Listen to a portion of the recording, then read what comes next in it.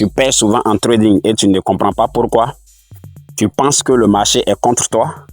Détrompe-toi. Le vrai problème, ce n'est pas le marché. Le problème, c'est toi. Dans cette vidéo, je vais te révéler les 10 erreurs les plus courantes que font 90% des traders et comment les éviter. Reste bien jusqu'à la fin parce qu'une seule de ces erreurs peut ruiner ton compte.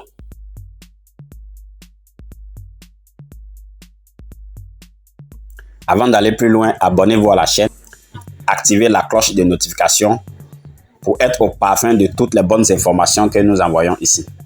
Et pour toutes les personnes qui veulent des signaux rentables, vous pouvez intégrer le groupe Premium. Le lien est dans le premier commentaire. La première erreur que font les traders perdants, c'est qu'ils entrent au hasard sur le marché. Ils n'ont pas de règles claires d'entrée et de sortie, ni de règles claires de gestion de risque. Donc, comme c'est le trading, ils ont regardé une ou deux vidéos sur YouTube ou quelques vidéos sur YouTube. Eux, ils sont là, c'est le trading, on gagne de l'argent. Alors, eux, ils entrent sur le marché, ils tradent.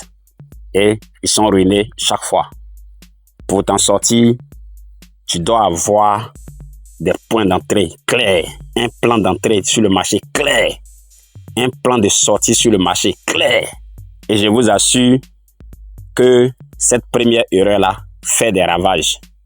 Je me rappelle bien, à mes débuts, je ne mettais pas de stop loss. Et il m'est arrivé, sur une position que j'avais prise avec 25 $, il m'est arrivé de perdre plus de 500 $. Je vous dis 500 $. Je ne faisais que renforcer ma position jusqu'à ce qu'un jour, plus d'un mois après, je coupe ma position. Donc, à mes débuts, j'ai fait cette erreur et ça m'a coûté une fortune.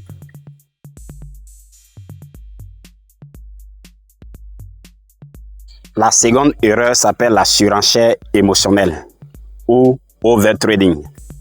En fait, il y a des traders, quand ils perdent une somme importante, supposons qu'ils ont perdu 100 $, 500 $, 1000 $, je vous assure, cette même journée-là, ces personnes n'avont rien fait d'autre que de trader.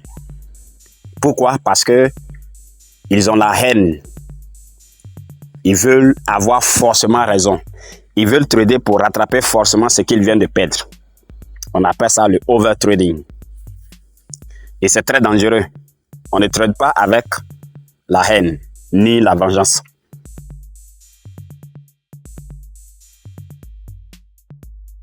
Quand ils sont sur un trade, ils peuvent se permettre de perdre jusqu'à 10% de leur capital.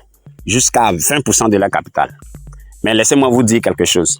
En trading là, ton capital est ton arme. C'est ton capital qui te fait sur le trading. Peu importe ton capital, qu'il soit de 15 $, 1000 $ ou 10 000 $, sans ce capital-là, tu ne peux pas trader. Alors, s'il y a quelque chose à protéger, c'est ton capital. S'il y a quelque chose d'essentiel à protéger, c'est ton capital. Donc, comment est-ce que tu gères ton capital? C'est très important.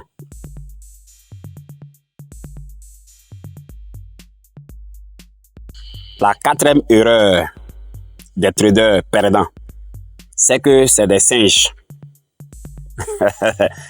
La quatrième erreur des traders perdants, c'est que c'est des singes sur le marché. Je vous explique. Vous voyez un peu les singes, ils sautent de branche en branche. En fait, c'est des traders qui n'ont pas une stratégie fixe. Quand ils découvrent une stratégie aujourd'hui, ils ne se donnent pas le temps d'exploiter cette stratégie, de maîtriser tous les contours de cette stratégie, de maîtriser dans tous les sens cette stratégie, d'évaluer cette stratégie sur du long terme. 1 mois, 2 mois, 3 mois, 4 mois, 5 mois, 1 an et autres.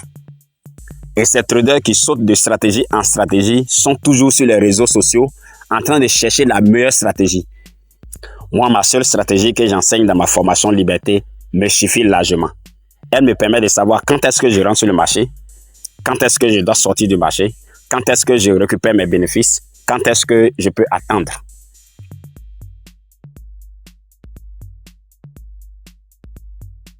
La cinquième erreur des traders perdants, c'est qu'ils prennent des décisions sur la base de la cupidité, l'avidité ou la peur. Tu peux avoir une bonne stratégie. Tu sais à quel niveau tu vas entrer sur le marché, tu sais à quel niveau tu dois sortir du marché.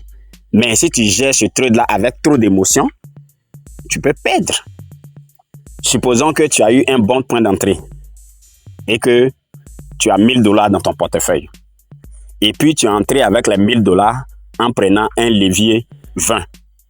Toi-même, tu regardes là et c'est bien. Tu as 1000 $ et puis tu investis tout dans un seul trade. Voilà. Donc là, tu as fait preuve de cupidité, d'avidité. C'est ce qui fait que tu peux avoir raison. Mais comme ton quotient émotionnel est trop faible, tu peux perdre.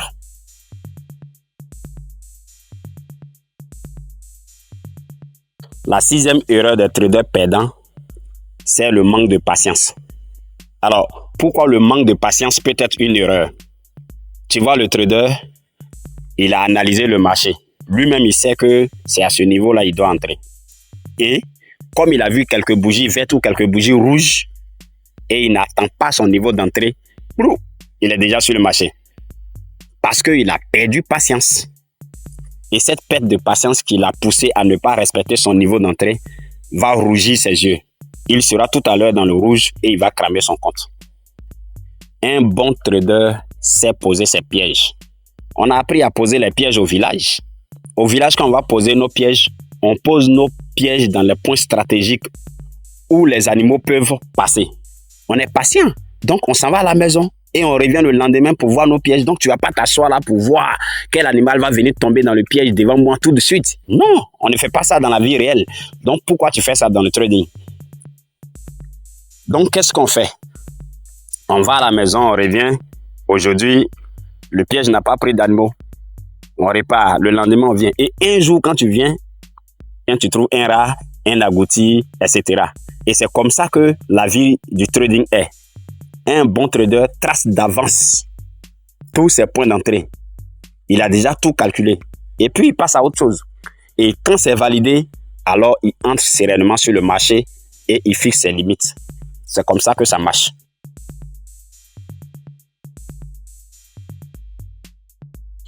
La 7e erreur, c'est que les gens tradent au hasard.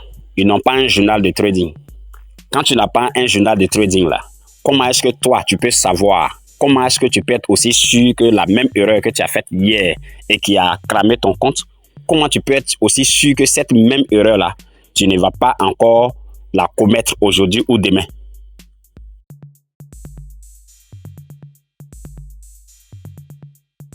La 8e erreur, c'est de se baser uniquement sur les indicateurs techniques pour pouvoir prendre une décision d'achat ou de vente. Petit trading on fait là, si tu regardes l'écran de d'autres, tu vas penser qu'il travaille à la NASA. Ah bon. Tellement son écran est surchargé d'indicateurs techniques. On voit même plus le graphique. Ah, je l'ai mis. Où est-ce que tu vas avec tout ça? Si tu utilises trop d'indicateurs techniques, tu peux vraiment cramer ton compte.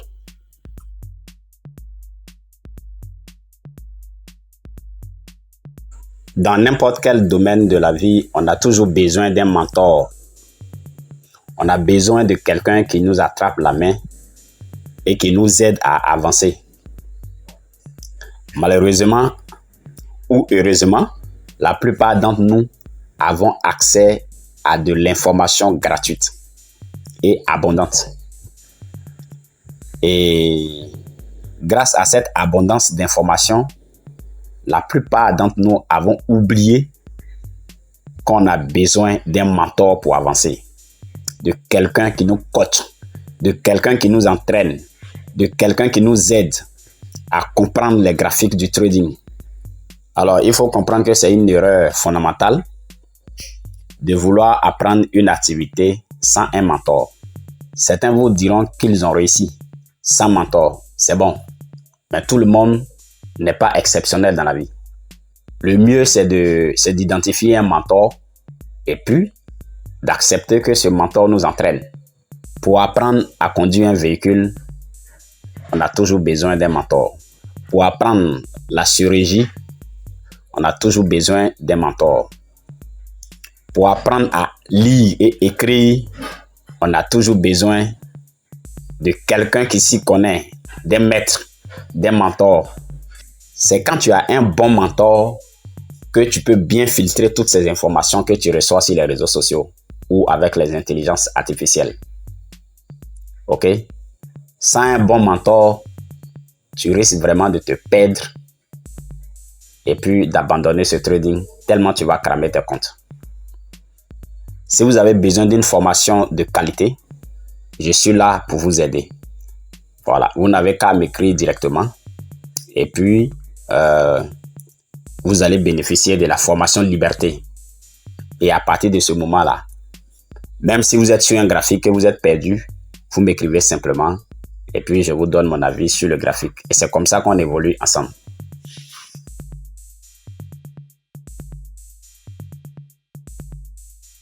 La 10e erreur que font les traders, c'est qu'ils ne choisissent pas un actif.